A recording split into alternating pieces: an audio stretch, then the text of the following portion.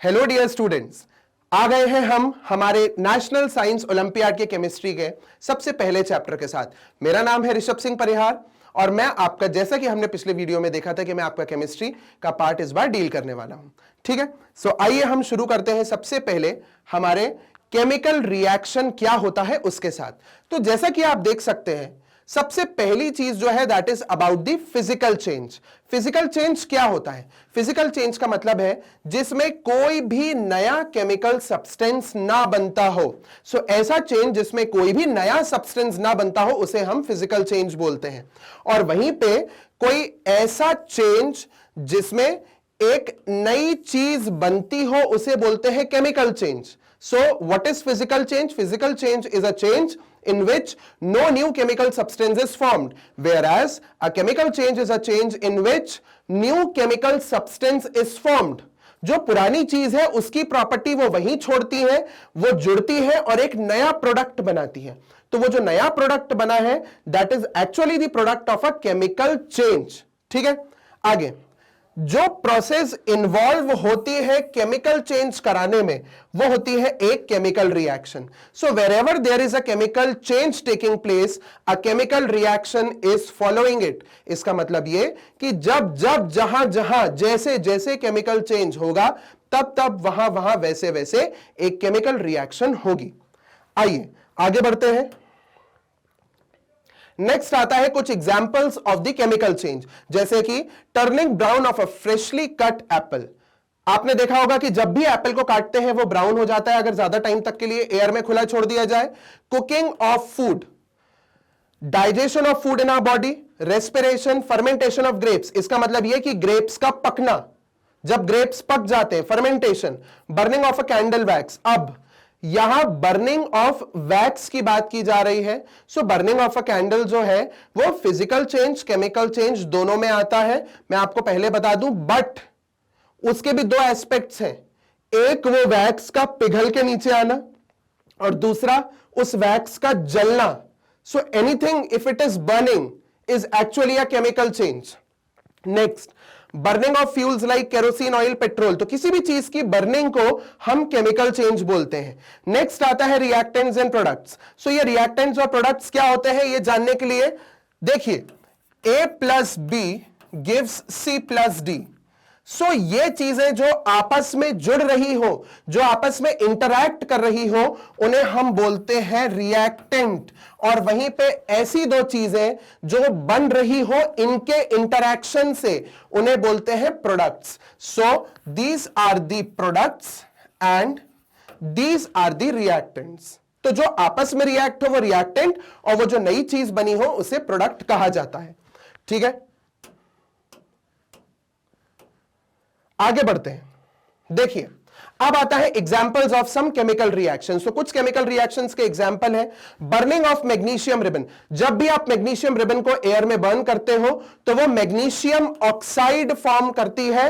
ये white colour की ऐश के फॉर्म में होती है, ये हम जानते हैं ऑलरेडी। और ये आपकी एनसीईआरटी की 1.1 एक्टिविटी है जो सबसे पहले पेज पे दी हुई है। नेक्स्ट आता है reaction between lead nitrate and potassium iodide. ये लेड नाइट्रेट है। लेड नाइट्रेट जैसे ही पोटेशियम आयोडाइड के साथ रिएक्ट करेगा तो पहले रिएक्शन से पहले ये दोनों कलरलेस थे, बट जैसे ही इन दोनों ने आपस में रिएक्ट किया तो इनने जो प्रोडक्ट बनाया वो येलो कलर का बना। That means now the whole medium, the bulk of the medium is yellow in colour. तो ये येलो कलर का एक पीपीटी प्रेसिपिटेट बनाता है which is lead iodide and साथ ही साथ में एक ट्रांसपेरेंट सॉल्यूशन बनता है पोटेशियम नाइट्रेट। ओके, तो इसी के साथ हमारा कुछ एग्जांपल्स वाला पार्ट होता है खत्म। एक चीज मैं आपको और रिमाइंड करा दूं, ये अगर एक्टिविटी 1.1 है एनसीईआरटी की तो ये है एक्टिविटी 1.2। साथ ही साथ में एनसीईआरटी को जरूर रेफर करें क्योंकि एनसीईआरटी कहीं के लिए भी एक होली बुक की तरह होती है, किसी भी कंपटीशन किसी भी ओलंपियाड के लिए। आगे बढ़ते हैं। नेक्स्ट आते हैं कुछ और रिएक्शंस जिसमें जिंक और सल्फ्यूरिक एसिड रिएक्ट करके जिंक सल्फेट और हाइड्रोजन गैस प्रोड्यूस कर रहे हैं। इसमें एक्चुअल में रिएक्शन हो किसका रहा है? एक मेटल का एक एसिड के साथ, जिसमें बन रहा है एक सॉल्ट और साथ में हाइड्रोजन गैस। ये सारी चीजें आपने पहले डील करी हुई है। नेक्स्ट आता है जिंक और हाइड्रोक्लोरिक एसिड के साथ रिएक्शन, जिसमें जिंक क्लोराइड और हाइड्रोजन गैस बनती है, और ये हाइड्रोजन गैस उड़ जाती है ऊपर हवा में, ये बनेगी और हवा में उड़ जाएगी। ठीक है, this is the equation for this reaction. ये एक वर्ड इक्वेशन है, ये एक केमिकल इक्वेशन फॉर्मूला वाली इक्वेशन है। ये वर्ड के फॉर्म में इक्वेशन है, जब हम वर्ड के फॉर्म में लिख रहे हैं, और ये इक्वेशन जो है ये सिंबल्स और फॉर्मूला को ली हुई है। ठीक है, आगे बढ़ते हैं। नेक्स्ट अब आता है फॉर्मेशन ऑफ प्रेसिपिटेट। ये पहला कैरेक्टरिस्टिक है केमिकल रिएक्शन का। अब हम डील कर रहे हैं कैरेक्टरिस्टिक्स ऑफ केमिकल रिएक्शन, मतलब जब भी एक केमिकल रिएक्शन होती है तो वो क्या क्या कैरेक्टरिस्टिक्स दिखाती है, क्या क्या ऐसी चीजें होती है जिसको हम देख के ये समझ पाते हैं कि कोई केमिकल रिएक्शन हुई है या कोई केमिकल रिएक्शन हो रही है। उसमें सबसे पहला आता है formation of a precipitate. Precipitate होता क्या है? ये एक सॉलिड फॉर्म का मास होता है जो किसी लिक्विड मीडियम में बनता है। जैसे कि हमने अभी अपनी पिछली रिएक्शन में देखा था कि ए और बी दो चीजें मिल रही थी, वो दोनों पूरी तरीके से एक्वस थे, लिक्विड के स्टेट में थे, बट जब वो दोनों मिले तो उनके बीच में एक ऐसी केमिकल रिएक्शन हुई कि उसी मीडियम में कुछ सॉलिड भी फॉर्म हो गया, एक सॉलिड मास भी फॉर्म हो गया, उसे हम बोलते हैं प्रेसिपिटेट। तो ये प्रेसिपिटेट जब भी फॉर्म हो, आप समझ जाइए कि भाई कोई तो केमिकल रिएक्शन हुई है जिसके कारण ये प्रेसिपिटेट फॉर्म हुआ है। ठीक है, नेक्स्ट इसमें कुछ एग्जांपल्स दिए हुए हैं उनने। Reaction between lead nitrate and potassium iodide solution, a yellow precipitate of lead iodide is formed. ये जो चीज है ये हमने अभी एक्टिविटी में देखी थी, जैसे कि एक्टिविटी 1.3 जो आपकी एनसीईआरटी की है, और यही सेम रिएक्शन अभी प्रीवियस स्लाइड में भी आई थी। Next, silver nitrate solution is mixed with sodium chloride solution and a white precipitate of silver chloride is obtained. इस रिएक्शन में क्या हो रहा है कि एक सिल्वर नाइट्रेट का सॉल्यूशन मिक्स किया जा रहा है सोडियम क्लोराइड के सॉल्यूशन के साथ, जिसमें यह हिस्सा इधर और यह हिस्सा इधर लग जाता है, और वो बन जा सकता है, और वो बन जाता है AgCl प्लस NaNO3। अब इस पर्टिकुलर रिएक्शन में इसकी पीपीटी मिलेगी मुझे, इसकी पीपीटी मुझे मिलेगी AgCl की सिल्वर क्लोराइड की। ठीक है, next, when barium chloride solution is mixed with sodium sulfate solution, a white precipitate of barium sulfate is formed। ये पर्टिकुलर रिएक्शन हम डबल डिस्प्लेसमेंट में भी डील करेंगे, फिर भी मैं आपको एक बार इसकी इक्वेशन लिख के बता देता हूं कि BaCl2 plus Na2SO4 gives NaCl plus BaSO4, और ये जो BaSO4 फॉर्म हुआ है ये व्हाइट पीपीटी देता है। ये दोनों एक्वस सॉल्यूशन थे, क्लियर एक्वस सॉल्यूशन थे, बट जब इन्हें मिलाया गया तो NaCl का सॉल्यूशन बना, ठीक है, जो कि क्लियर है, बट इसने उस पूरे बल्क को व्हाइट कर दिया। BaSO4 की पीपीटी व्हाइट होती है। I hope this is clear to all of you. आगे बढ़ते हैं towards the next characteristic which is evolution of a gas. जब भी किसी भी रिएक्शन में से गैस निकलती है, जब कहीं पे भी किसी भी जगह से गैस निकलती है, तो हम बोलते हैं कि हां यहां पे केमिकल रिएक्शन हो रही है। So evolution of a gas is the second characteristic of the chemical reaction. Reaction between zinc and dilute sulphuric acid और hydrochloric acid produces hydrogen gas. Zinc का या किसी भी मेटल का जब एसिड के साथ रिएक्शन होता है तो वो प्रोड्यूस करता है सॉल्ट और हाइड्रोजन गैस। तो evolution of gas is a characteristic of chemical reaction. Next, calcium carbonate is heated or calcium carbonate reacts with dilute hydrochloric acid to form carbon dioxide। जब भी कैल्शियम कार्बोनेट हीट होता है या calcium carbonate किसी भी acid के साथ react करता है तो वो CO2 गैस को इवॉल्व करता है। नेक्स्ट आता है change in colour. Change in colour का एग्जाम्पल कहां पर है, इसका एक छोटा सा मैं आपको अभी ही एक इंस्टेंट एग्जाम्पल देता हूं। हमने अभी लेड आयोडाइड का फॉर्मेशन देखा था जहां पे PbI2 फॉर्म हो रहा था। वो PbI2 येलो बना, पर उससे पहले जो सोल्यूशन था वो तो कलरलेस था। तो कलरलेस सोल्यूशन से येलो कलर की पीपीटी बनी, पर कलर तो चेंज हुआ ना सोल्यूशन का। So that is a clear cut example of change in colour. Rust is brown in colour whereas iron is greyish black in colour. जब भी रस्ट लगती है, जंग लगती है, तो वैसे जो होता है वो आयरन ग्रे कलर का होता है, बट जंग लगने के बाद वो रेड हो जाता है, हुआ change in colour. Next, lead nitrate and potassium iodide solution are colourless, but on mixing the two the precipitate of lead iodide formed in yellow in colour. तो ये सेम वही चीज है जिसका मैंने अभी डिस्कशन किया था कि जब भी लेड नाइट्रेट और पोटेशियम आयोडाइड के सोल्यूशन एक्चुअल में जब ये मिक्स होते हैं तो वो लेड आयोडाइड और पोटेशियम नाइट्रेट का बनाता है solution, and lead iodide is PbI2 which is yellow in colour. Next, change in state. State में चेंज आ रहा है। स्टेट में चेंज कहां से आ रहा है? इसका एक बहुत छोटा सा, बहुत क्विक एग्जांपल, जैसे ही जिंक को HCl में डालोगे तो ZnCl2 प्लस H2 बनेगा। तो ये जिंक है सॉलिड, HCl है एक्वस, मतलब पानी में घुले हुए फॉर्म में, ZnCl2 बनेगा एक्वस मतलब पानी में घुले हुए फॉर्म में, और hydrogen in the form of gas. तो ये है इवोल्यूशन ऑफ गैस का एक एग्जांपल जो हम ऑलरेडी पहले पढ़ चुके हैं। So this is the same thing that we have studied already. Next, change in temperature. Change in temperature के लिए भी हम एक काम करते हैं, उसी इक्वेशन को देख लेते हैं। जिंक को HCl के साथ रिएक्ट कराइए, आपको ZnCl2 मिलेगा, हाइड्रोजन गैस निकलेगी और साथ ही साथ में हीट भी निकलेगी। जो आपका टेस्ट ट्यूब है, अगर इस टेस्ट ट्यूब को अगर आप नीचे से हाथ लगाते हैं तो आपको यह टेस्ट ट्यूब गर्म हुआ मिलेगा, हीट निकली है। There is a change in temperature. Change in temperature में सिर्फ हीट निकलना ही नहीं होता, हीट को अब्सॉर्ब करना भी होता है। या तो आपका मिक्सचर ठंडा हो जाएगा या गर्म हो जाएगा, यहां पे गर्म हो रहा है। So this is an example of change in temperature. Now let's deal with the two types of reactions which are involved with the change in the temperature. एक होती है एंडोथर्मिक, एक होती है एक्सोथर्मिक। एंडोथर्मिक रिएक्शन वो होती है, endo means inside, therm का मतलब होता है हीट, तो ऐसी रिएक्शन जिसमें हीट को अब्सॉर्ब किया जा रहा हो is known as endothermic reaction. जब भी आप ग्लूकोज को पानी में डाल के घोलेंगे तो आपका पानी का ग्लास ठंडा हो जाता है। क्यों? क्योंकि वो ऐसी रिएक्शन है जिसमें बॉन्ड फॉर्मेशन हीट को अब्सॉर्ब करके होता है। तो हीट अब्सॉर्ब हुई और पूरा पानी ठंडा पड़ गया। वहीं पे एक्सोथर्मिक रिएक्शन बनती है दो वर्ड से, एक्सो एंड थर्म। एक्सो का मतलब होता है बाहर, थर्म का मतलब होता है हीट। ऐसी रिएक्शन जिसमें हीट इवॉल्व हो रही हो। तो ये हमने एक ऐसी रिएक्शन अभी देखी थी Zn प्लस HCl वाली, जिसमें हीट इवॉल्व हो रही थी, इसमें हीट इवॉल्व हो रही थी और रिएक्शन मिक्सचर गर्म हो गया था। तो this is a type of exothermic reaction. ठीक है, सो यहां पे हम लोगों ने reaction accompanied by the rise in temperature are those in which heat is evolved, exothermic, और यहां सेकंड वाले में एंडोथर्मिक का एग्जाम्पल भी दिया हुआ है, ये आप लोग देख सकते हैं।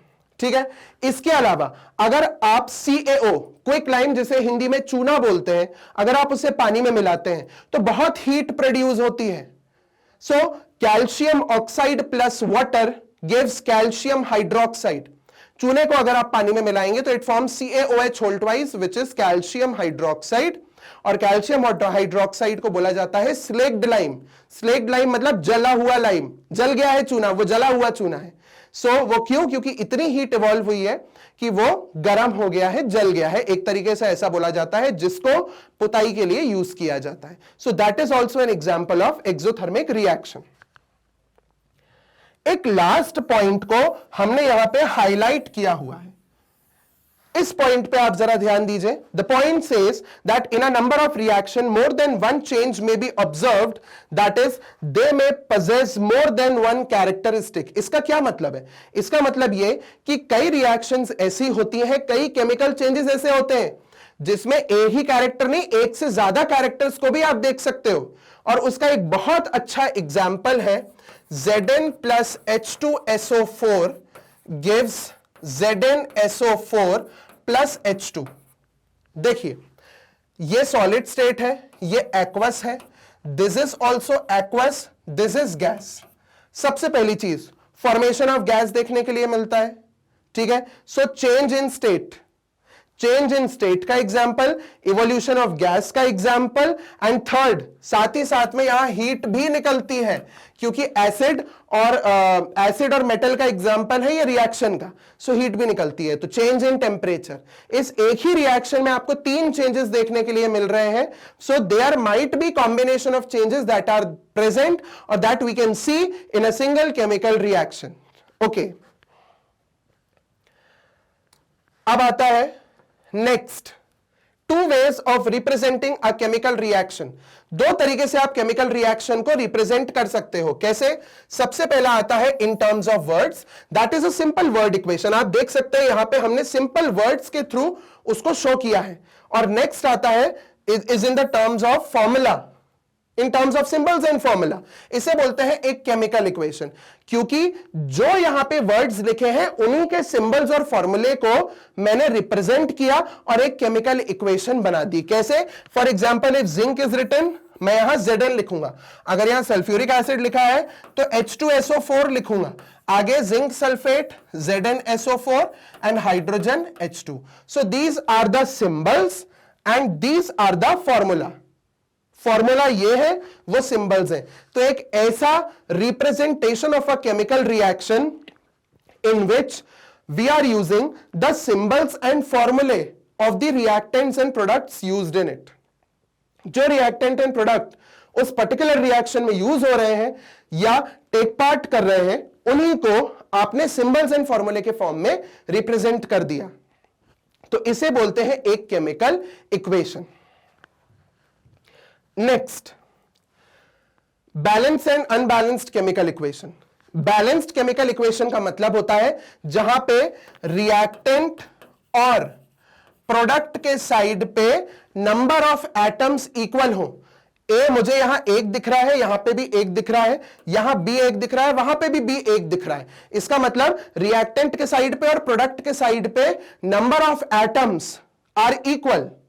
तो इसे बोलते हैं बैलेंस्ड केमिकल इक्वेशन, जो कि किसको जस्टिफाई करती है? Law of conservation of mass, which states that mass can neither be created nor be destroyed in a chemical reaction. इसका क्या मतलब कि अगर रिएक्टेंट और प्रोडक्ट के साइड पे नंबर ऑफ एटम्स बराबर हैं तो ना कोई नया एटम बना है, ना कोई एटम पुराना एटम डिस्ट्रॉय हुआ है। So this is in compliance with the law of conservation of mass. But एक अनबैलेंस्ड केमिकल इक्वेशन, इसको एक और नाम देते हैं स्केलेटन इक्वेशन, या आपको कई जगह और देखने के लिए मिलेगा स्केलेटल इक्वेशन। तो अनबैलेंस्ड इक्वेशन या स्केलेटन इक्वेशन क्या होती है? एक ऐसी इक्वेशन जिसमें रिएक्टेंट और प्रोडक्ट साइड पे नंबर ऑफ एटम्स बैलेंस्ड नहीं है, जिसका एक एग्जांपल है H2 plus O2 gives H2O। इसका क्या मतलब? हाइड्रोजन 2 हाइड्रोजन, ऑक्सीजन 2, मगर ऑक्सीजन वहां सिर्फ एक ही है। इसका मतलब एक ऑक्सीजन कहां गया? क्या डिस्ट्रॉय हो गया? पर डिस्ट्रॉय तो हो नहीं सकता, because law of conservation of mass says that you can not destroy the matter. तो हम इसे बैलेंस करते हैं। 2H2 plus O2 gives 2H2O। अब आप देखिए 2 2s are 4 hydrogen, 2 oxygen, 2 2s are 4 hydrogen and 2 oxygen. ये 2 जो है वो हाइड्रोजन पे भी लागू होता है, ऑक्सीजन पे भी लागू होता है, तो ऑक्सीजन भी 2 हो गए। अब ये इक्वेशन बैलेंस्ड है। So this is a balanced chemical equation. Clear? आगे, information from chemical equation. Stoichiometry, what do you mean by stoichiometry? जब हम रिएक्टेंट्स और प्रोडक्ट्स को उनके मासेस को लेके स्टडी करते हैं, उनके मासेस से उनकी स्टडी की जाती है, तो उसे स्टोइशियोमेट्री बोला जाता है। जैसे कि मेरा ये पर्टिकुलर पॉइंट डिफाइन करता है स्टोइशियोमेट्री को। देखिए, balanced chemical equation gives quantitative relation. Quantitative मतलब क्वांटिटी का रिलेशन देता है, रिएक्टेंट और प्रोडक्ट के बीच में क्वांटिटी का रिलेशन, कि भाई मैंने इतना रिएक्टेंट लिया था, उतना मुझे प्रोडक्ट मिला। तो this is a quantitative relation between the reactants and the products, which is stoichiometry. अब वो चीज आप in terms of moles, in terms of masses, in terms of molecules और इन टर्म्स ऑफ वॉल्यूम ले सकते हो। ये सारी ऐसे क्वांटिटीज है, मतलब ये सारे ऐसे टर्म्स हैं जो क्वांटिटी से डील करते हैं, So anything, anywhere, if you study the quantity of the reactant and product, that is stoichiometry. Clear? Next, first it was used by Richter. Richter नाम के साइंटिस्ट ने सबसे पहली बार स्टोइशियोमेट्री को यूज किया था, डील किया था, इन्हीं ने इंट्रोड्यूस की थी ये term stoichiometry. Next, the coefficients of the balanced chemical equations are called stoichiometric coefficients. तो एक बैलेंस्ड केमिकल इक्वेशन में जो उनके सबसे आगे कोएफिशिएंट्स लगे होते हैं 2H2, तो उसमें जो 2 है that is actually the stoichiometric coefficient. वो आपको ये बता रहा है कि कितने मॉलिक्यूल्स हैं, कितने मोल्स हैं. तो यह स्टोइशियोमेट्रिक कोएफिशिएंट कहलाता है. This is the stoichiometric coefficient. This is the importance of stoichiometry while studying the chemical reactions and equations.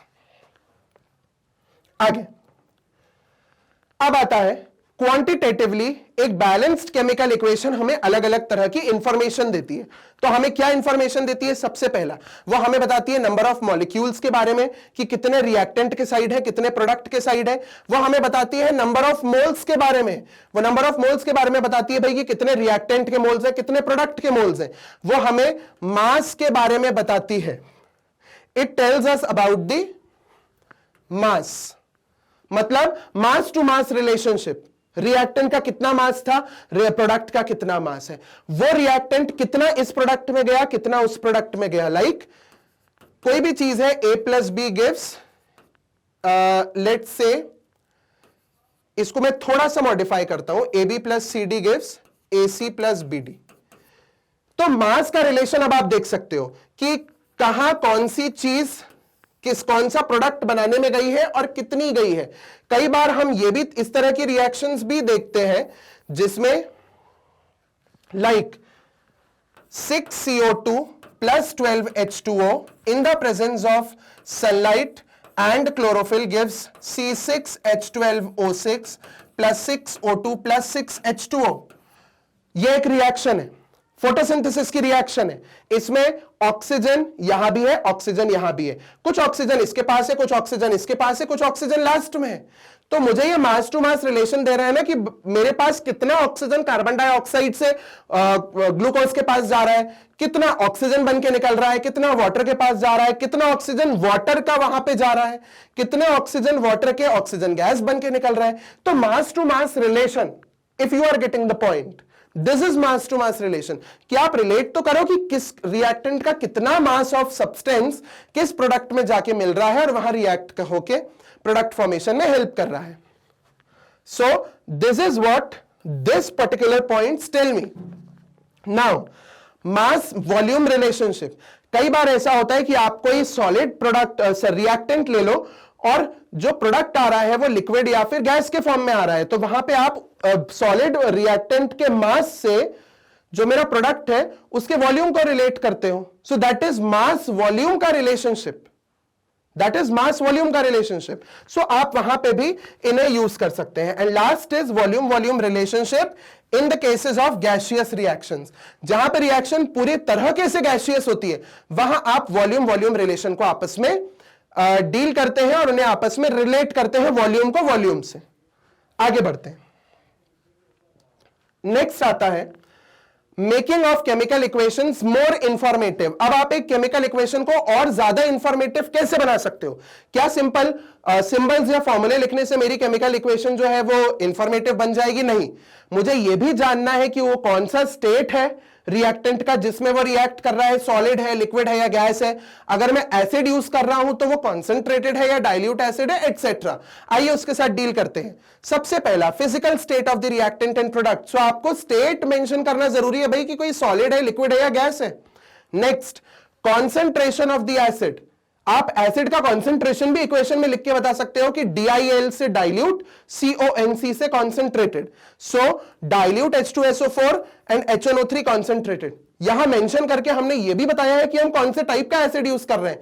तो अब धीरे धीरे हमारी इक्वेशन और ज्यादा इंफॉर्मेशन देने लग गई है. वो सिर्फ ये नहीं बता रही है कि कौन सा एलिमेंट रिएक्ट कर रहा है, कौन सा कंपाउंड बन रहा है. अब वो ये भी बता रही है कि कौन सा स्टेट है जिसमें मेरा रिएक्टेंट है, कौन सा स्टेट है जिसमें मेरा प्रोडक्ट है, और कौन सा एसिड लिया है, कॉन्सेंट्रेटेड या डाइल्यूट. ये सारी चीजें मेरी केमिकल इक्वेशन बता रही है.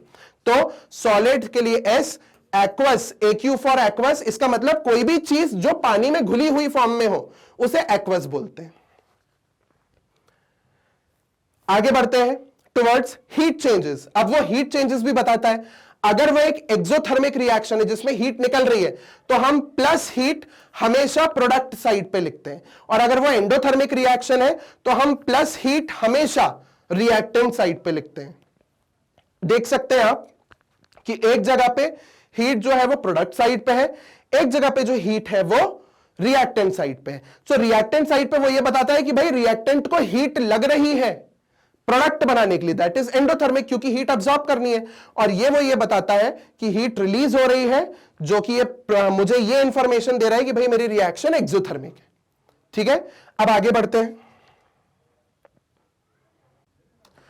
अब हमारा नेक्स्ट आता है conditions under which the reaction takes place.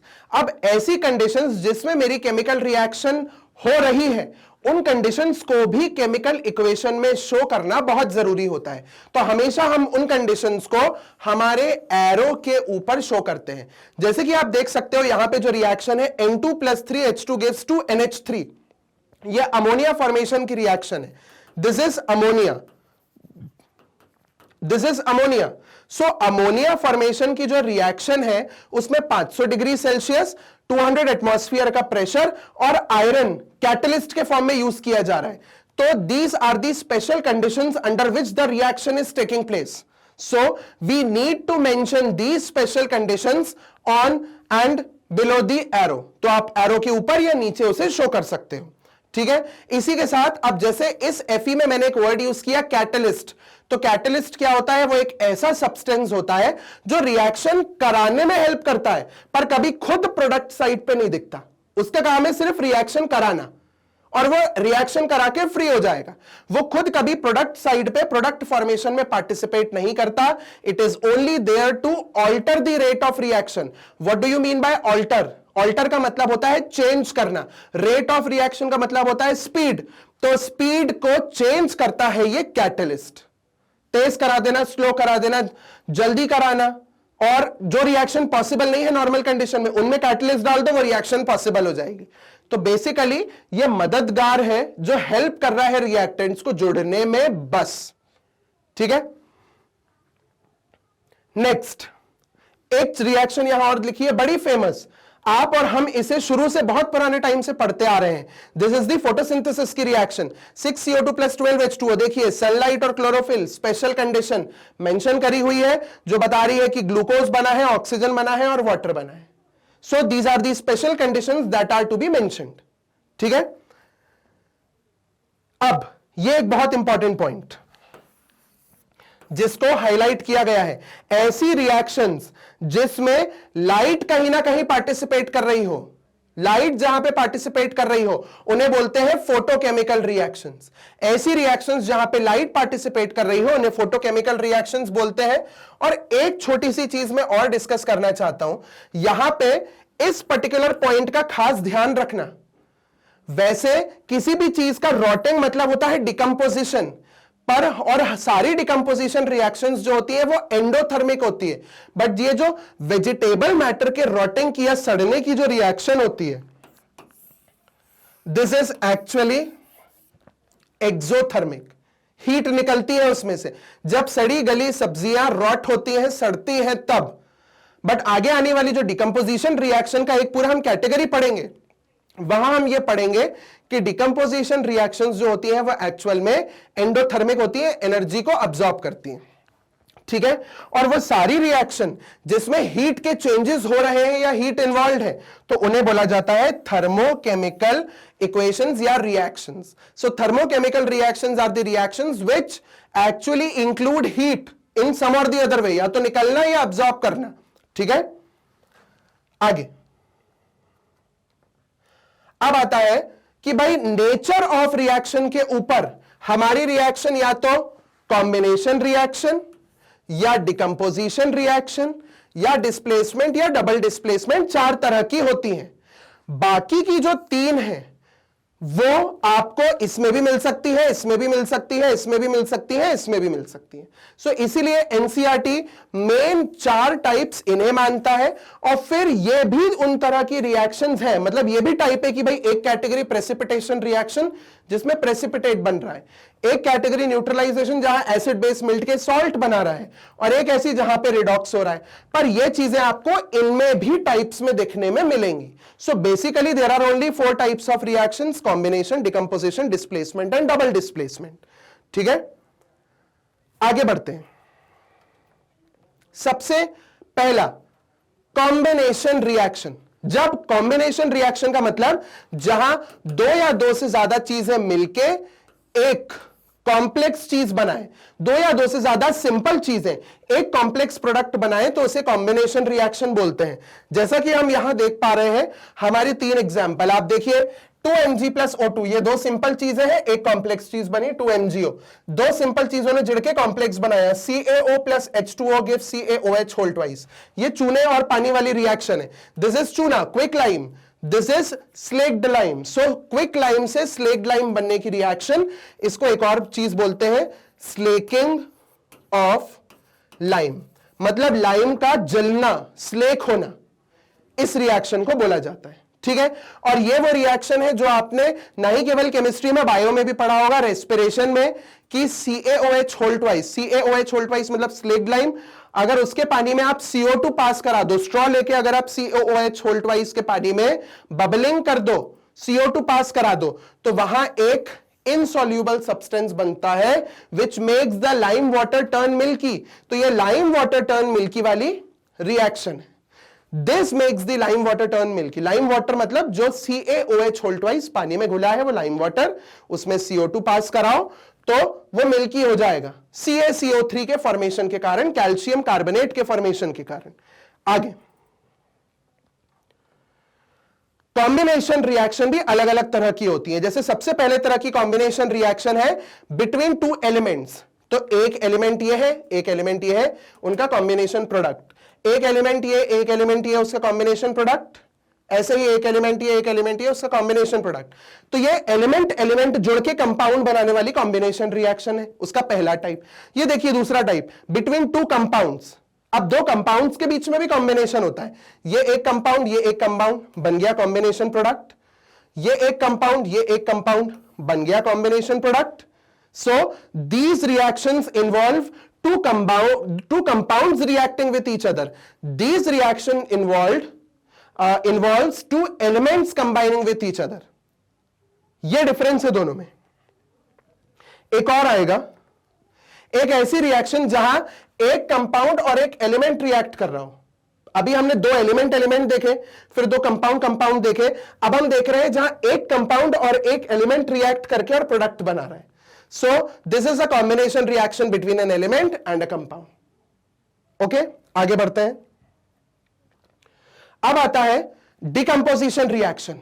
ऐसी रिएक्शन जिसमें एक बड़ा रिएक्टेंट टूट के छोटे छोटे प्रोडक्ट्स बनाता हो, जो टूट के छोटे छोटे प्रोडक्ट्स बनाता हो। कॉम्बिनेशन मतलब जुड़ना, डिकम्पोजिशन मतलब टूटना।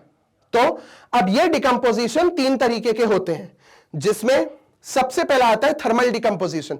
थर्मल डिकम्पोजिशन का मतलब होता है जहां पे आप किसी रिएक्टेंट को हीट दे रहे हो और हीट अब्सॉर्ब करके वो रिएक्टेंट टूट रहा हो, तो उसे बोलते हैं thermal decomposition. Thermal means heat, heat के प्रेजेंस में डिकम्पोजिशन। तो इन हर जगहों पे, इन हर रिएक्शन में हीट का यूज आएगा। और हीट को आप कैसे रिप्रेजेंट करते हो? आइदर यू राइट हीट और you put a triangle. This triangle also represents heat. इस तरीके से। तो वो सारी रिएक्शन जिसमें हीट की जरूरत पड़ रही हो, मतलब एंडोथर्मिक रिएक्शंस, जिसमें एनर्जी अब्सॉर्ब हो रही हो, एंडोथर्मिक रिएक्शन, और फिर प्रोडक्ट बन रहा हो, तो ये रिएक्शन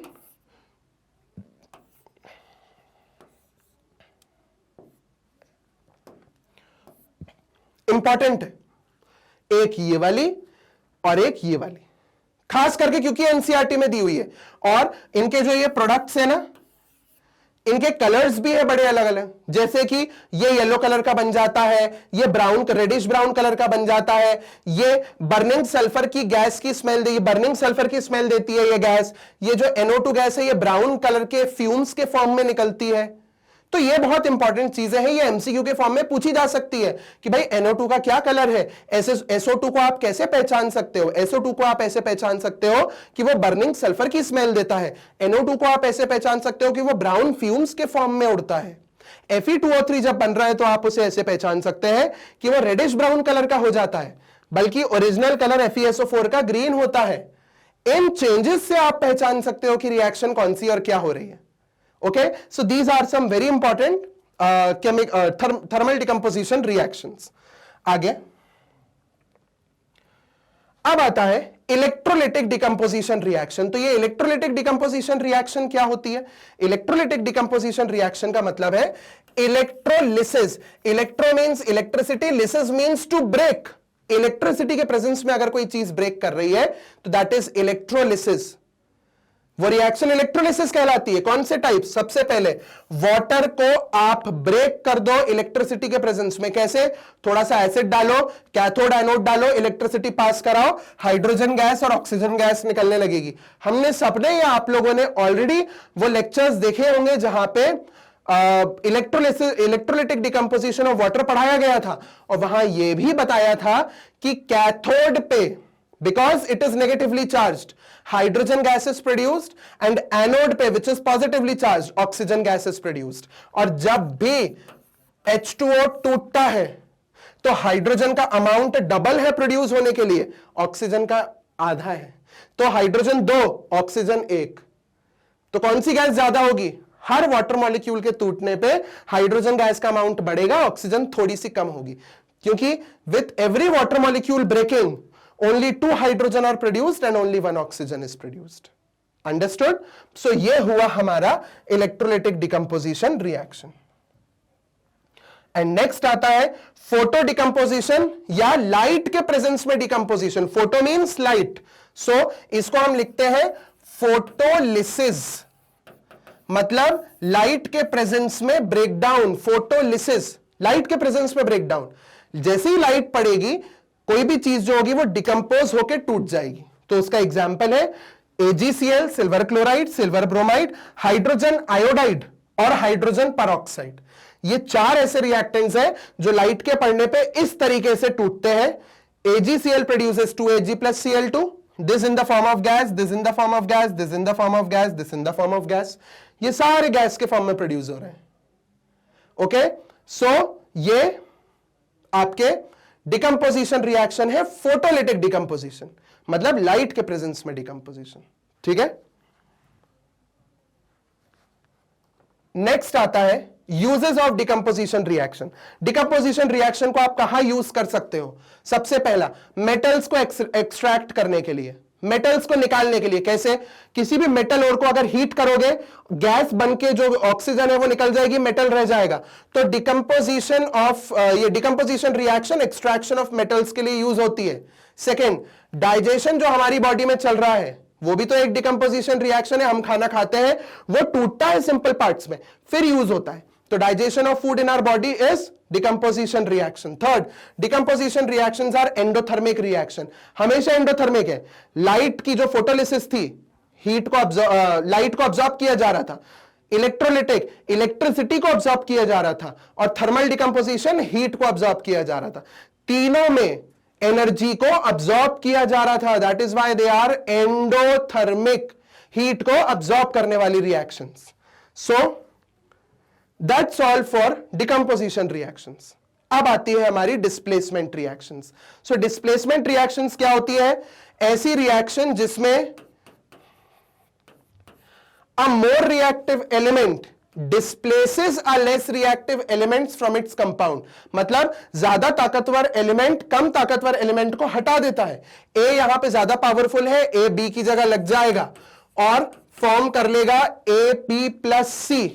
उसने क्या किया? सॉरी, इसमें एक छोटा सा चेंज, A+BC में A B की जगह लग जाएगा तो AC+B फॉर्म करेगा। ठीक है, सो A ज्यादा पावरफुल है, ए बी की जगह लगा, बी को बाहर निकाल दिया, बी बाहर निकल के इधर चला गया, अब जगह खाली बची, ए खुद उसकी जगह लग जाएगा। This is a displacement reaction, ठीक है। नेक्स्ट, डिस्प्लेसमेंट रिएक्शंस जो होती है वो मेटल्स में भी होती है, नॉन मेटल्स में भी होती है। तो क्योंकि मेटल्स की बात है, हम एक बार ये रिएक्टिविटी सीरीज देख लेते हैं, जो कि हम ऑलरेडी देख चुके हैं। ये आपने पहले प्रीवियस क्लासेस में भी पढ़ी होंगी कि रिएक्टिविटी सीरीज क्या होती है। ये एक ऐसी सीरीज ऑफ मेटल्स है जिसमें ऊपर की तरफ ज्यादा रिएक्टिव और नीचे की तरफ कम रिएक्टिव मेटल्स होते हैं। तो इसमें हर ऊपर वाला मेटल अपने से नीचे वाले मेटल को उसकी जगह से हटा सकता है, ठीक है। तो जैसे कि for example Fe plus CuSO4 gives, अब Fe देखो कहां पर है, आयरन इज हेयर, Cu कहां पर है, देखो copper is here, iron copper के ऊपर है, आयरन कॉपर की जगह लगेगा, कॉपर को बाहर कर देगा। सो FeSO4 प्लस Cu ये बन गया मेरा। हर ऊपर वाला मेटल नीचे वाले मेटल को उसकी जगह से हटा सकता है। This is displacement between two metals. Next आता है, ना ही केवल मेटल्स का, नॉन मेटल्स का भी डिस्प्लेसमेंट। हालांकि यहां पे आप देख सकते हैं उनने कुछ मेटल्स वाले एग्जांपल्स दिए हुए हैं जहां पे आयरन कॉपर को हटा के FeSO4 बन रहा है। अब अगर आप देखोगे तो जिंक जो है वो हाइड्रोजन से ज्यादा रिएक्टिव है। हालांकि हम सब जानते हैं hydrogen is a non metal, but hydrogen को रिएक्टिविटी सीरीज ऑफ मेटल्स में जगह मिली हुई है। अगर आप देखोगे तो देखिए, हाइड्रोजन को जगह मिली है। क्यों मिली है? क्योंकि हाइड्रोजन का जो केमिकल नेचर है वो मेटल्स के जैसा है, इसलिए हाइड्रोजन को reactivity of series of metals में जगह मिलती है, ठीक है। आगे तो यहां जिंक जो है वो हाइड्रोजन के ऊपर है, वो हाइड्रोजन को उसकी जगह से हटा देगा, हाइड्रोजन गैस बन के उड़ जाएगा और जिंक SO4 के साथ जुड़ के ZnSO4 बना लेगा।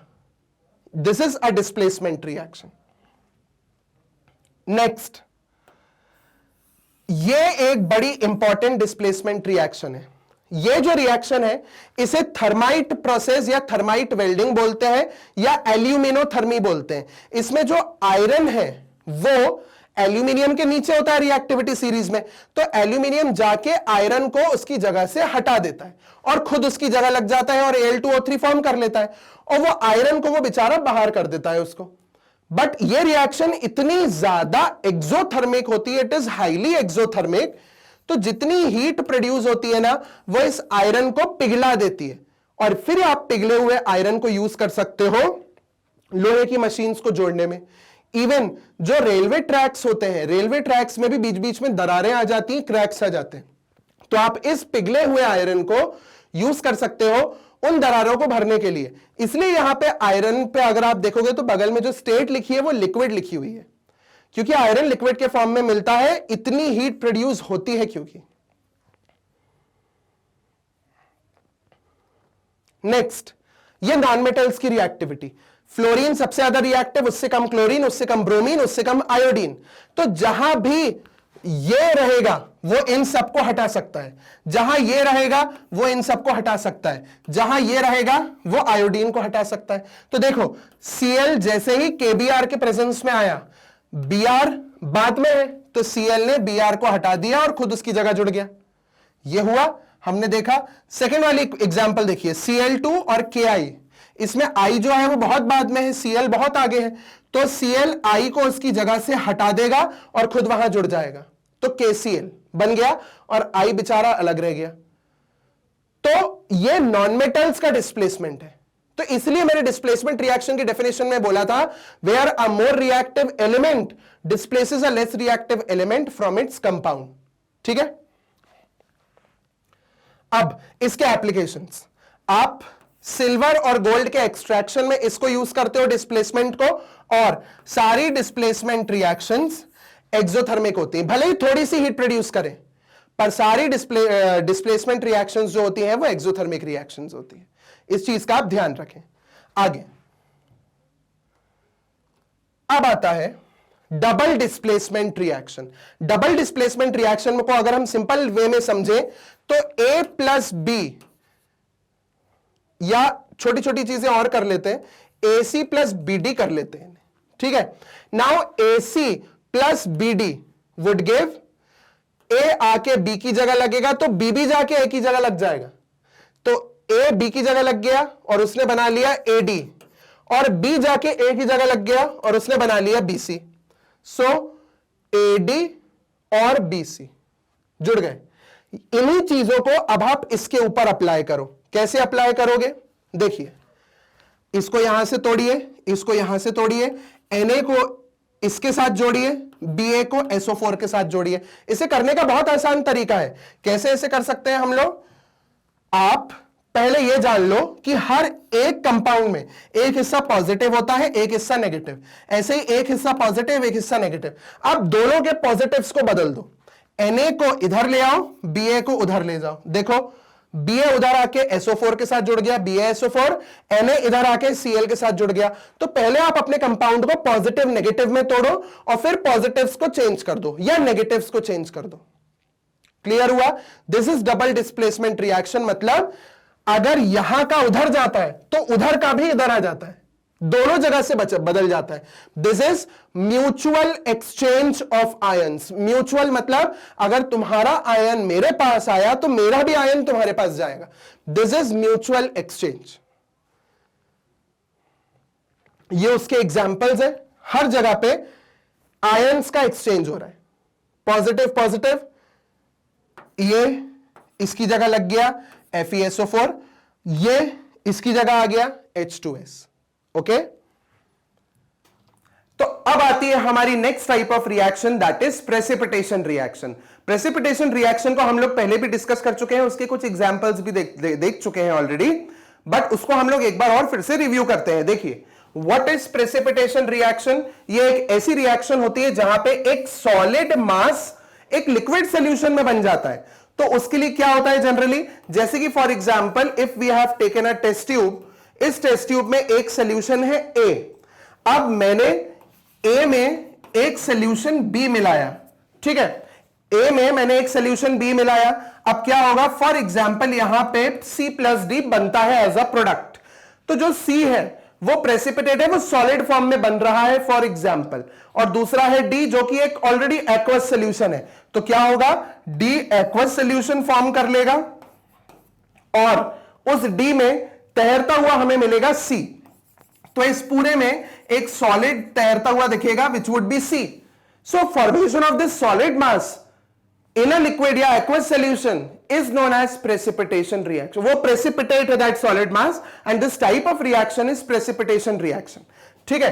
तो अब यहां पे कुछ एग्जाम्पल दिए हुए हैं, जैसे कि सबसे पहले यहां सोडियम कार्बोनेट को रिएक्ट कराया है एसिड के साथ। अगर आप किसी भी कार्बोनेट को, किसी भी XYZ कार्बोनेट को किसी स्ट्रॉन्ग मिनरल एसिड के साथ रिएक्ट कराते हैं तो हमें कार्बन डाइऑक्साइड का प्रोडक्शन मिलता है। अब यह प्रेसिपिटेशन रिएक्शन नहीं है, इसका यूज मैं करूंगा प्रेसिपिटेट प्रोड्यूस करने के लिए। जैसे कि यह कार्बन डाइऑक्साइड है, तो अब इस कार्बन डाइऑक्साइड को मैं पास कराऊंगा from my CaOH whole twice का solution. What is this CaOH whole twice का सोल्यूशन?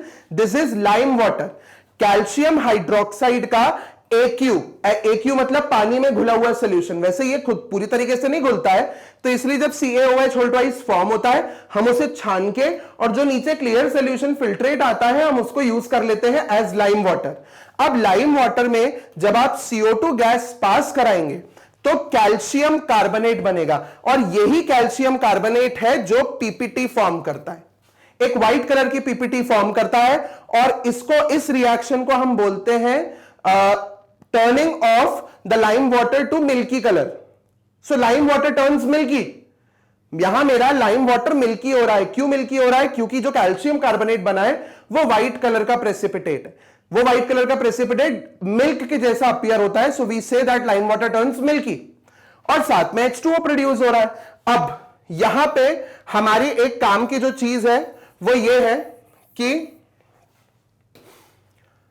ये पर्टिकुलर जो मेरा पूरा मिक्सचर आया है इसमें अब मैं और CO2 पास कराऊंगा। मतलब यहां मेरा प्रेसिपिटेशन रिएक्शन कंप्लीट हो गया। अब इस पर्टिकुलर मिक्सचर में मैं CO2 गैस पास कराऊंगा और CO2 गैस पास कराऊंगा। ऑलरेडी कराई है पर और CO2 पास कराएंगे। तो और CO2 पास कराते ही जो अभी तक ये इनसोल्यूबल था, इनसोल्यूबल CaCO3 था, वो बन जाएगा कैल्शियम बाइकार्बोनेट या कैल्शियम हाइड्रोजन कार्बोनेट। और ये कैल्शियम बाइकार्बोनेट या कैल्शियम हाइड्रोजन कार्बोनेट सोल्यूबल होता है पानी में, तो पानी सॉल्यूशन में, तो वो जैसा सॉल्यूशन हमारा पहले क्लियर था उसके बाद मिल्की हुआ, अब वापस से क्लियर हो जाएगा क्योंकि ये मेरा उसमें अच्छे से डिसॉल्व हो गया है और क्लियर सॉल्यूशन प्रोड्यूस हो गया। सो this is an excellent example of precipitation reaction. Apart from this हमने और दो एग्जांपल्स पढ़े हैं। एक तो हमारा लेड नाइट्रेट पोटेशियम आयोडाइड वाला था जिसमें लेड आयोडाइड की येलो पीपीटी मिल रही थी, और हमने एक और एग्जांपल पढ़ा था जिसमें सोडियम सल्फेट और बेरियम क्लोराइड का रिएक्शन हो रहा था। वो हमने प्रीवियस स्लाइड्स में डबल डिस्प्लेसमेंट में पढ़ा था। आपकी एनसीईआरटी में भी ये मेंशन्ड है that sodium sulphate and barium chloride react to form sodium chloride का क्लियर सॉल्यूशन और उसमें तैरती हुई white PPT of barium sulphate. So this is also an example of precipitation reaction. Next अब आता है न्यूट्रलाइजेशन रिएक्शन। न्यूट्रलाइजेशन रिएक्शन भी आप लोगों ने पहले पढ़ चुके होंगे। ये एसिड बेस से कंसर्न्ड है। न्यूट्रलाइजेशन क्या होता है? जब भी कोई एसिड किसी बेस से रिएक्ट करता है तो वो सॉल्ट बनाता है और वाटर बनाता है। तो क्या होता है, जैसे किसी एसिड में दो पार्ट हैं, H और कोई भी दूसरा पार्ट X। एसिड में H तो होता है, हमें यह चीज पहले से पता है। बेस जिसमें कोई पार्ट है Y और साथ में लगा हुआ है OH। अब हमें पता है कि H हमेशा प्लस होता है, OH हमेशा माइनस होता है। बचे हुए को साइन दे दो आप, ये हो गया। अब इसका पॉजिटिव इसके नेगेटिव के साथ, इसका पॉजिटिव इसके नेगेटिव के साथ। कुछ याद आया? डबल डिस्प्लेसमेंट रिएक्शन जो हमने पढ़ी थी, this is also an example of double displacement reaction. तो यहां पे एसिड का H और बेस का OH एक दूसरे को ही न्यूट्रलाइज कर दे रहे हैं और वाटर बना रहे हैं, इसलिए इसे नाम दिया है neutralisation reaction.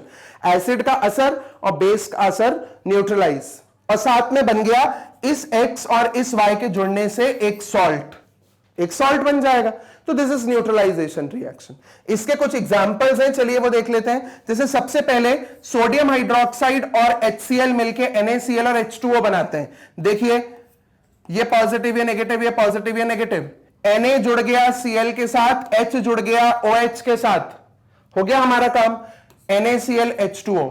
Next NH4 positive है, OH negative, H positive Cl negative. इसका पॉजिटिव NH4 जुड़ेगा Cl के साथ, बन गया NH4Cl, और इसका H जुड़ेगा OH के साथ, तो ये बन गया water. Neutralisation reaction.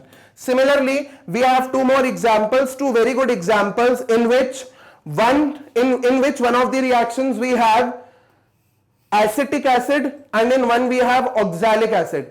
Acetic acid वही एसिड है जो विनेगर में, आपके घर में सिरका जो होता है किचन में प्रेजेंट, वो विनेगर में यही एसिड पानी में घोल के मिलता है।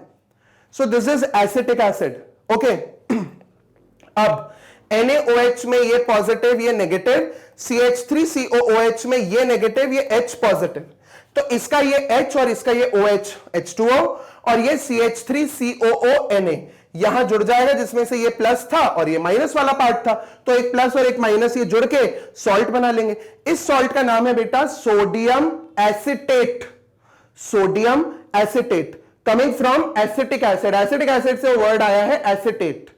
ओके, सो ये हमारा सोडियम एसिटेट बन गया। अब नेक्स्ट आता है oxalic acid. This is oxalic acid. ये ऑक्सैलिक एसिड को जब आप बेस के साथ रिएक्ट कराओगे, सेम वही चीज होनी है जो अभी हो रही है।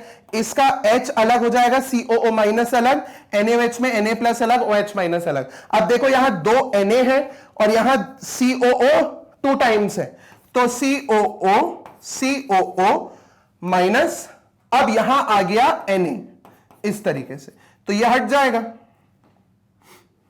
ठीक है, ये बन गया COONA, या इसको आप ऐसे भी लिख सकते हो,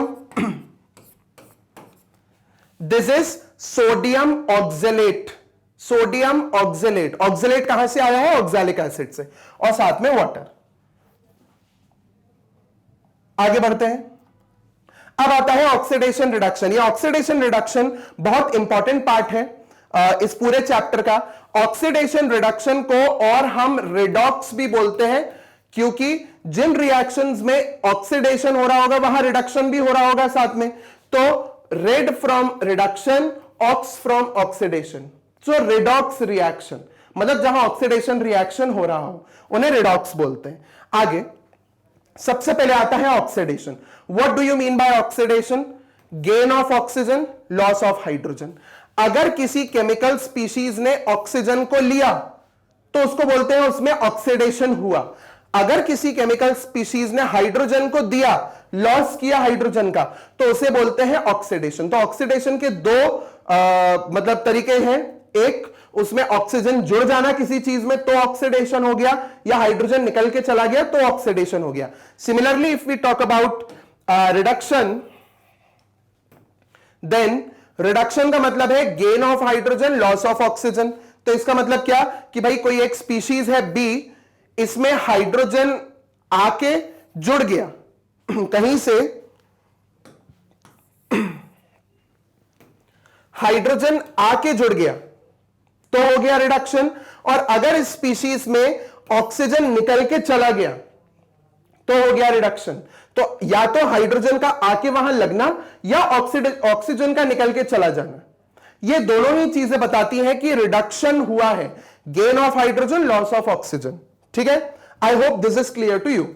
आगे नेक्स्ट, ऑक्सीडाइजिंग एजेंट और रिड्यूसिंग एजेंट। अब एक चीज है, अगर कोई एक ऑक्सीजन दे रहा है तो कोई ले भी रहा होगा, वैसे ही अगर कोई एक हाइड्रोजन दे रहा है तो दूसरा कोई सामने वाला हाइड्रोजन को ले भी रहा होगा। तो एक देने वाला होता है, एक लेने वाला होता है। तो उसी तरीके से ऑक्सीडाइजिंग एजेंट और रिड्यूसिंग एजेंट का कंसेप्ट आता है। ठीक है, सो ऑक्सीडाइजिंग एजेंट वो होता है जिसके पास समझ लो ऑक्सीजन है और उसने अपनी ऑक्सीजन किसी को दे दी, तो उसने सामने वाले का ऑक्सीडेशन कराया। तो क्या होगा, अभी एओ था, अब वो बन गया बीओ।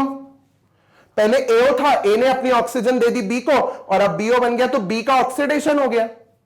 पर ऑक्सीडेशन कराया किसने? ए ने। तो ए बन जाएगा ऑक्सीडाइजिंग एजेंट। ये वाला जो हमारा टर्म है ऑक्सीडाइजिंग एजेंट बन जाएगा ए। और वहीं पे क्योंकि बी ने ए का ऑक्सीजन लिया और ए का रिडक्शन करा दिया, क्योंकि ए का लॉस ऑफ ऑक्सीजन हो गया, भले ही बी का ऑक्सीडेशन हुआ हो, ध्यान रखिएगा, शब्दों को गौर से सुनिएगा, ए ने अपना ऑक्सीजन दिया और बी ने वो ले लिया, तो बी ने ऑक्सीजन को लिया तो उसका ऑक्सीडेशन हुआ, पर वो ऑक्सीडेशन कराया किसने? ए ने कराया। तो ए बन गया ऑक्सीडाइजिंग एजेंट और बी ने उसका ऑक्सीजन लिया, भले ही बी का खुद का ऑक्सीडेशन हुआ हो, बट उसने ए का रिडक्शन करा दिया, लॉस करा दिया ऑक्सीजन का। तो बी बन गया यहां पे रिड्यूसिंग एजेंट। जो जैसा काम कराता है वो वैसा एजेंट बन जाता है। जैसे कि आप लोगों ने देखा होगा कि एक एलआईसी एजेंट जो होता है वो एलआईसी की पॉलिसी आपको आके देता है, आपका पॉलिसी करवाता है, तो वह एलआईसी एजेंट। वैसे ही जो ऑक्सीडेशन कराता है वो ऑक्सीडाइजिंग एजेंट और जो रिडक्शन कराता है वो रिड्यूसिंग एजेंट। ये हमने ऑक्सीजन के टर्म्स में पढ़ा। अब हम देख सकते हैं हाइड्रोजन के टर्म्स में भी। एक स्पीशीज है उसके पास हाइड्रोजन है, एक स्पीशीज है उसके पास हाइड्रोजन नहीं है। ए ने अपना हाइड्रोजन बी को दे दिया, अब ए अकेला रह गया और बी के पास हाइड्रोजन आ गया। तो क्या हुआ? ए ने हाइड्रोजन दिया, लॉस, तो ए का खुद का ऑक्सीडेशन हुआ, पर उसने अपना हाइड्रोजन दिया तो बी को, तो बी का तो उसने रिडक्शन कर दिया, तो ये खुद ए बन गया रिड्यूसिंग एजेंट और बी ने उसका हाइड्रोजन लिया और ए का ऑक्सीडेशन कराया, तो इसीलिए बी बन गया ऑक्सीडाइजिंग एजेंट, क्योंकि ए का ऑक्सीडेशन कराया ना उसने, तो बी बन गया oxidising agent. I hope this is clear to you now. तो ऑक्सीडाइजिंग एजेंट और रिड्यूसिंग एजेंट का ये कंसेप्ट हमारा यहां कंप्लीट होता है।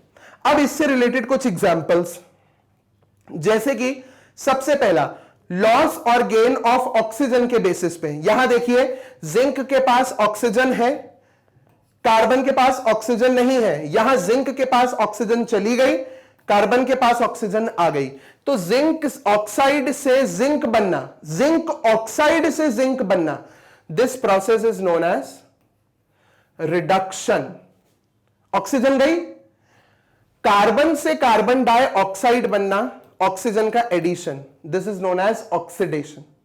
ठीक है, इसमें ऑक्सीडाइजिंग एजेंट और रिड्यूसिंग एजेंट भी मैं आपको बता देता हूं।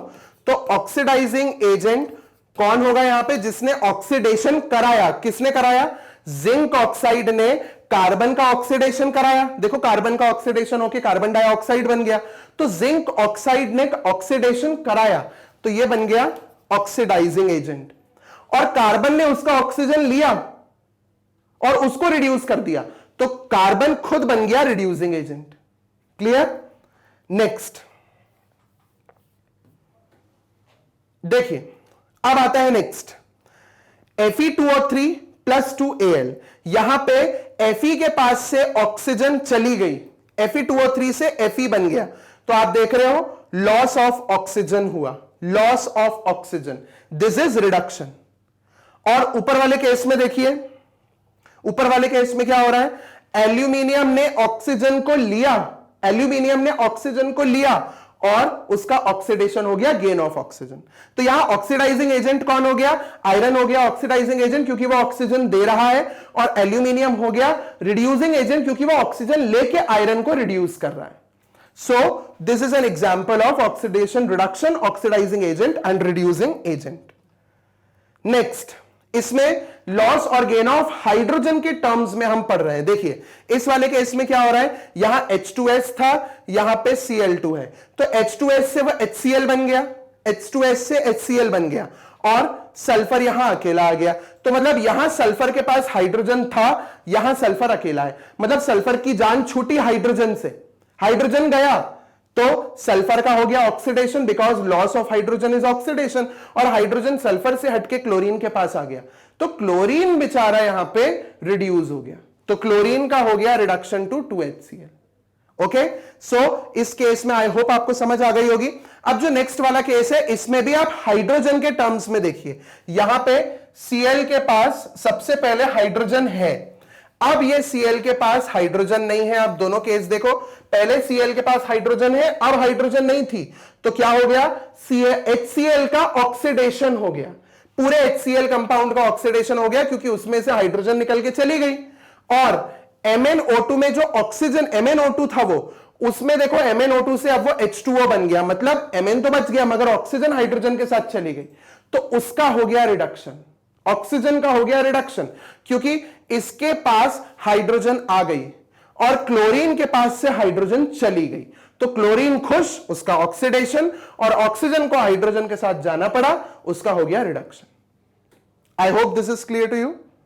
नेक्स्ट ये वाला केस देखिए, इसमें loss of hydrogen and oxygen दोनों है, तो H2S से S बनना, हाइड्रोजन का लॉस, हाइड्रोजन का लॉस, तो दिस इज ऑक्सीडेशन। यहां SO2 से S बनना, यहां उसका ऑक्सीजन का भी लॉस, सो ऑक्सीडेशन।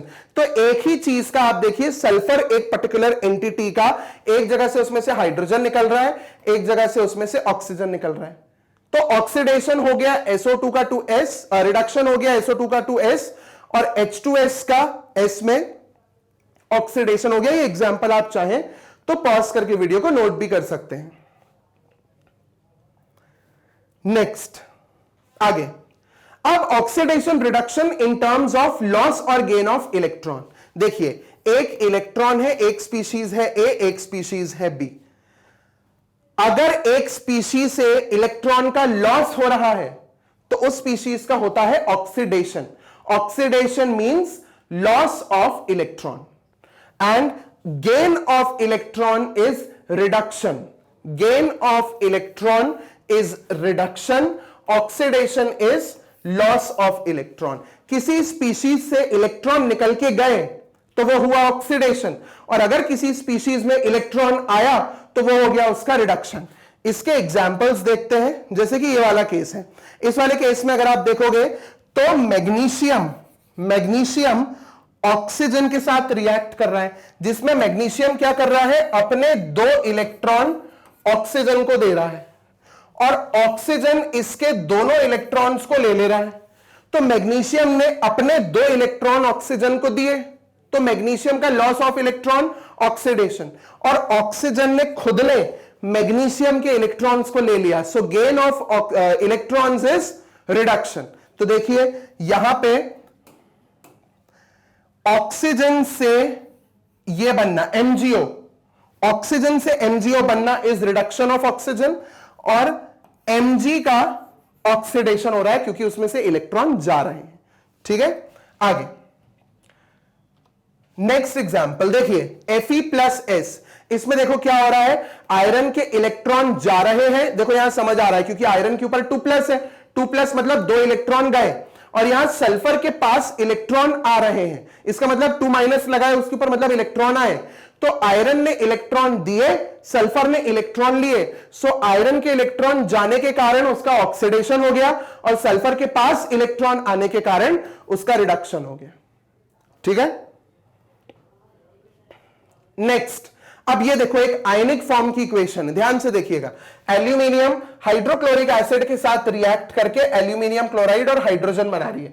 हो क्या रहा है एक्चुअल में, एल्यूमिनियम ने इलेक्ट्रॉन दिए, वो इलेक्ट्रॉन देके वो Al3+ बन गया, एल्यूमिनियम Al3+ बना, तभी तो उसने Cl- के जैसे 3 ले लिए, 3+ को सेटिस्फाई करने के लिए माइनस भी तो 3 चाहिए, तो देखो एक Al के पास 3 Cl है, एक Al के ऊपर 3+ है, और क्लोरीन के ऊपर सिंगल माइनस होता है, तभी तो 3+ को सेटिस्फाई करने के लिए हमें 3 Cl चाहिए, तो वो AlCl3 बन गया।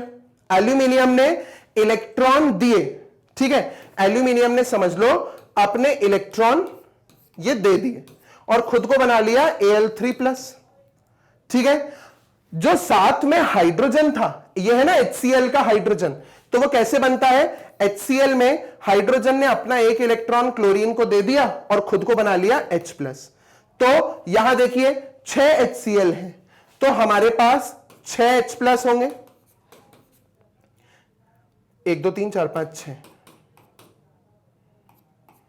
ये 6 H+ है, 2 एल्यूमिनियम दिख रहे हैं मुझे वहां पे, 2Al, हर एक एल्यूमिनियम 3 इलेक्ट्रॉन दे रहा है, हम ऐसा मान लेते हैं, ठीक है, कि हर एक एल्यूमिनियम 3 तो इसका एक इलेक्ट्रॉन, इसका एक इलेक्ट्रॉन इसके पास, एक इसके पास, एक इसके पास, एक इसके पास, एक इसके पास, एक इसके पास, इलेक्ट्रॉन एल्यूमिनियम के पूरे चले गए, हाइड्रोजन इलेक्ट्रॉन लेके खुश हो गए, देखो बन गया 3H2। अब हाइड्रोजन पहले अपना इलेक्ट्रॉन ऑलरेडी देके आ चुका है क्लोरीन को, तो 6 क्लोरीन तैयार बैठे, कितने क्लोरीन तैयार बैठे हुए हैं, 6 Cl- तैयार है, यहां मेरे पास 2Al3+ आई गए, तो हर एक Al को 3 क्लोरीन चाहिए, तो एक बना AlCl3 और दूसरा भी बना AlCl3, तो मेरे को 2 AlCl3 मिल गए। कैसे हुआ एक बार फिर से बता देता हूं, यहां पे एल्यूमिनियम ने अपने इलेक्ट्रॉन दिए, वो हाइड्रोजन ने लिए, और हाइड्रोजन आयन के फॉर्म में था, अब हाइड्रोजन गैस के फॉर्म में आ गया।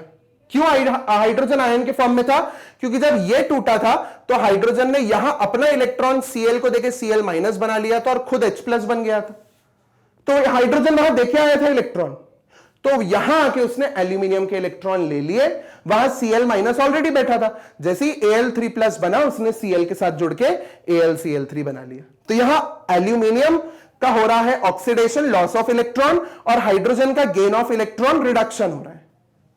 Is it clear?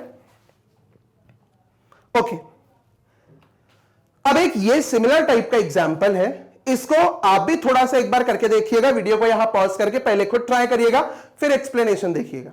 अब देखिए जिंक ने अपने इलेक्ट्रॉन रिलीज किए, पहले ही मैं आपको बता दूं क्या हुआ है, कॉपर सल्फेट के केस में जब ये टूटा तो कॉपर के 2 इलेक्ट्रॉन यहां आ चुके हैं, तो SO4 2- और कॉपर 2+ के फॉर्म में आ गया है। अब जिंक ने 2 इलेक्ट्रॉन दिए, वो 2 इलेक्ट्रॉन कॉपर ने ले लिए, जिंक ने अपने 2 इलेक्ट्रॉन दिए, वो कॉपर ने ले लिए, और जो 2+ का साइन था उसके ऊपर वो हट गया, तो Cu आ गया, और जिंक के ऊपर आ गया, क्योंकि 2 इलेक्ट्रॉन गए तो 2+ का साइन, अब ये Zn 2+ SO4 2- के साथ कंबाइन करके ZnSO4 बना लेगा, हो गया। जिंक का loss of electron oxidation, copper का गेन ऑफ इलेक्ट्रॉन रिडक्शन। अब आता है effects of oxidation and reduction. वैसे बेसिकली ऑक्सीडेशन के ही इफेक्ट्स हैं। So effects of oxidation in our day to day life या एवरीडे लाइफ, जिसमें सबसे पहला आता है कोरोजन। कोरोजन का मतलब होता है, आपने नोटिस किया होगा लोहे में जंग लग जाती है, चांदी काली पड़ जाती है, कॉपर हरा पड़ जाता है, तो ये क्या है? कोरोजन। कोरोजन का मतलब होता है किसी भी मेटल की क्वालिटी खराब हो जाना। कैसे खराब हो जाना मेटल की क्वालिटी? क्योंकि जब वो एटमॉस्फेरिक गैसेस के कांटेक्ट में आती है तो एटमॉस्फेरिक गैसेस मेटल के ऊपर सर्टेन टाइप ऑफ लेयर चढ़ा देती है। वो लेयर मेटल के लस्टर को बर्बाद कर देती है। लस्टर समझते हो? शाइन। तो मेटल के लस्टर को वो खराब कर देती है, बर्बाद कर देती है, और उससे मेटल की क्वालिटी खराब हो जाती है। So this is corrosion. So process of slowly eating up of the metal due to attack of atmospheric gases such as oxygen, carbon dioxide, hydrogen sulfide, water vapor, etc. on the surface of the metal so as to convert the metal into oxide, carbonate या sulfide. मतलब metal के surface के ऊपर एक layer चढ़ गई और उसने मेटल की क्वालिटी को डाउन कर दिया। अब वो लेयर मेटल ऑक्साइड की हो सकती है, मेटल कार्बोनेट की हो सकती है, मेटल सल्फाइड की हो सकती है।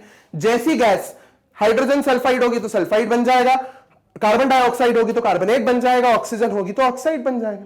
That's it.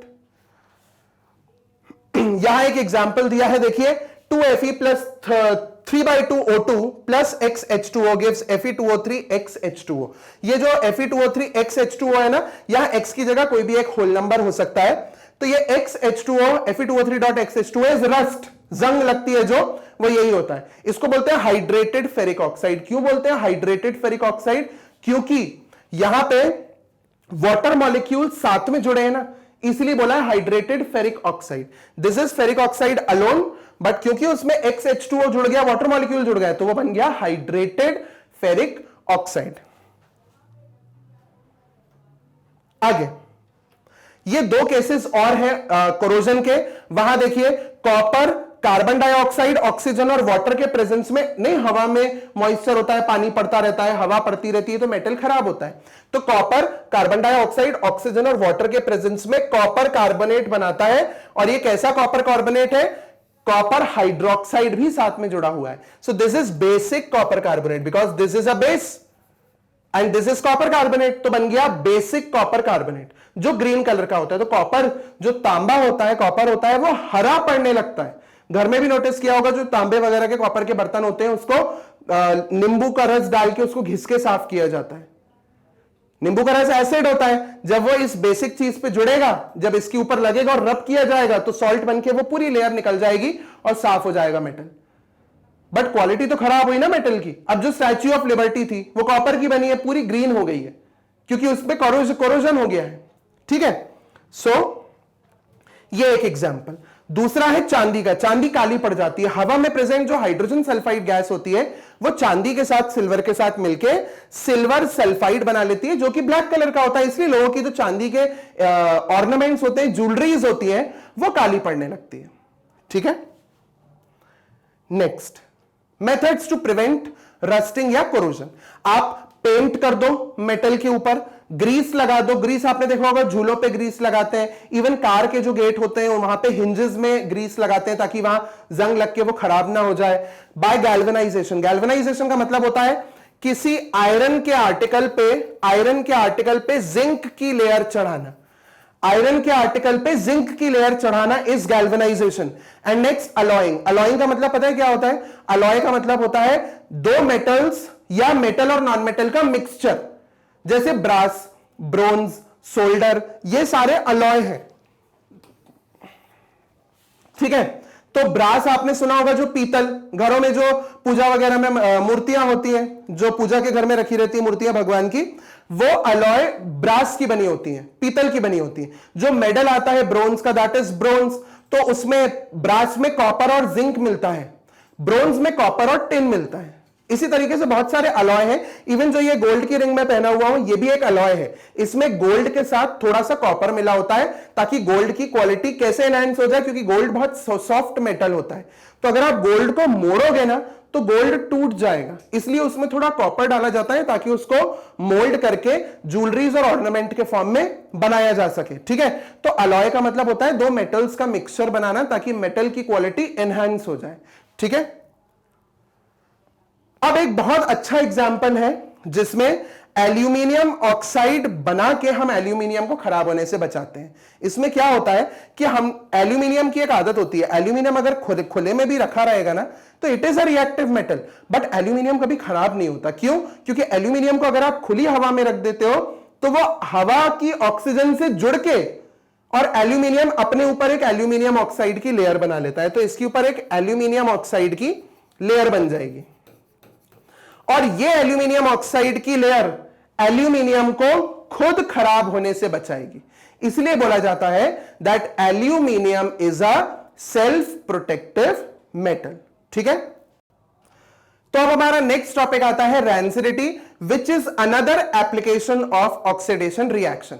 रैंसिडिटी का मतलब क्या होता है? रैंसिडिटी में कोई भी ऑयल या फिर फैट कंटेनिंग जो फूड आइटम होता है वो जब खुले में छूट जाए तो हवा में प्रेजेंट जो ऑक्सीजन है वो इस फूड आइटम के साथ जुड़ के उसको ऑक्सीडाइज करती है और उसमें से स्मेल आने लग जाती है, उसका टेस्ट खराब हो जाता है। इसका मतलब अब हम उन्हें से खा नहीं सकते।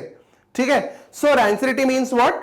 ऑक्सीडेशन ऑफ ऑयल्स और fats in a food resulting into a bad smell and bad taste. इसको खाने के बाद आपकी तबीयत खराब हो सकती है, तो इसे ना खाएं क्योंकि उसका ऑयल या उसका फैट ऑक्सीडाइज हो चुका है, उसमें ऑक्सीजन जुड़ चुकी है। इसको बोलते हैं रैंसिडिटी। अब आप रैंसिडिटी को सीड़न से बिल्कुल भी ना जोड़ें। जो खाने पीने की चीजें थोड़ी सी मॉइस्ट हो जाती हैं, सीड़ जाती हैं, वो एक बहुत अलग चीज होती है जो बारिश के टाइम पे वो पानी का मॉइस्चर अब्सॉर्ब करती है। उसको फिर भी बिस्किट या वो खा लोगे मिक्सचर को तो सही है, पर ऐसा बिस्किट और मिक्सचर मत खाना जिसमें से ऑयल के खराब होने की स्मेल आ रही हो।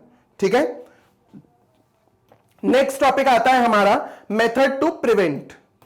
अब मेथड टू प्रिवेंट रैंसिडिटी के लिए हम लोग क्या कर सकते हैं? एंटीऑक्सीडेंट्स को ऐड कर सकते हैं, हम लोग वैक्यूम पैकिंग कर सकते हैं। अच्छा, एक एक चीज को डिस्कस करते हैं। एंटीऑक्सीडेंट्स का मतलब क्या होता है? ये ऐसे केमिकल्स होते हैं जो ऑयल या फैट में जहां ऑक्सीजन को जुड़ना होता है ना उसकी जगह जाके खुद बैठ जाते हैं, और जब ऑक्सीजन आती है तो उसको हटा देते हैं, उसको आने ही नहीं देते, लगने ही नहीं देते। इससे हमारी जो खाने पीने की चीजें हैं वो बच जाती हैं।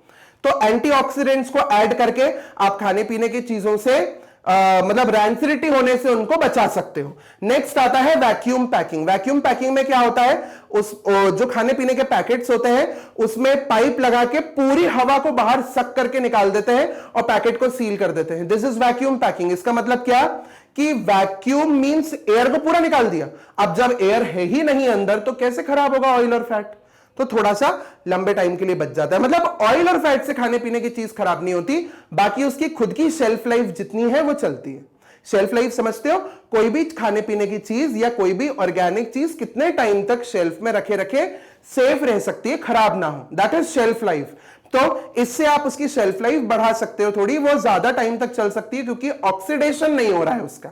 ठीक है, फिर रिप्लेसिंग एयर बाय नाइट्रोजन। हम क्या करते हैं कि जो चिप्स वगैरह के पैकेट्स होते हैं ना, आपने देखा होगा तरह तरह के XYZ कंपनीज के जो चिप्स होते हैं उसके अंदर हवा भरी होती है। तो हवा भरी होने के कारण उसमें ऑक्सीजन नहीं आ पाती। अब कौन सी हवा भरी होती है? उसमें नाइट्रोजन भरी होती है। नाइट्रोजन को जब हम वहां पे भर देते हैं तो वो ऑक्सीजन को बाहर से अंदर नहीं आने देती। तो वही चिप्स के पैकेट्स या वही वेफर्स के पैकेट्स लेने चाहिए जिसमें अंदर हवा भरी हो।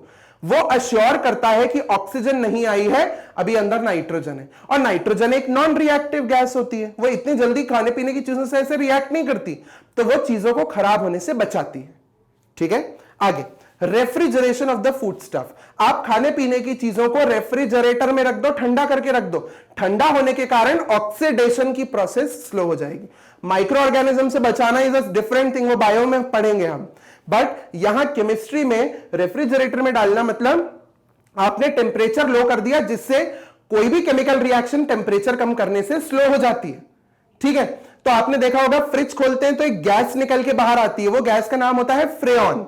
तो वो फ्रेऑन गैस जब बाहर आ रही होती है तो वो ऑक्सीजन को अंदर नहीं जाने देती, इसलिए बोलते हैं ज्यादा देर तक फ्रिज खोल के नहीं रखना चाहिए, ठीक है। और इसके अलावा एक और मेथड है, आप एयर टाइट कंटेनर्स का यूज करें, ठीक है। आप एयर टाइट कंटेनर्स का यूज करें। जो एयर टाइट टिफिन या डब्बे होते हैं उसमें ऑक्सीजन अंदर नहीं जा पाती, तो उसमें भी खाने पीने की चीजें काफी टाइम तक सेफ रह सकती हैं, ठीक है। सो इसी के साथ हमारा कोरोजन रैंसिडिटी जो एप्लीकेशंस थे ऑक्सीडेशन रिडक्शन के, वो कंप्लीट होते हैं, ठीक है। अब like Magnet Brains always provides you with 100% free course starting from the primary classes to 12th class and for various competitive exams. So quality of education के लिए आप Magnet Brains को like, subscribe और share करें। इसको अपने friends के साथ share करें ताकि together we can increase the quality of education. Thank you.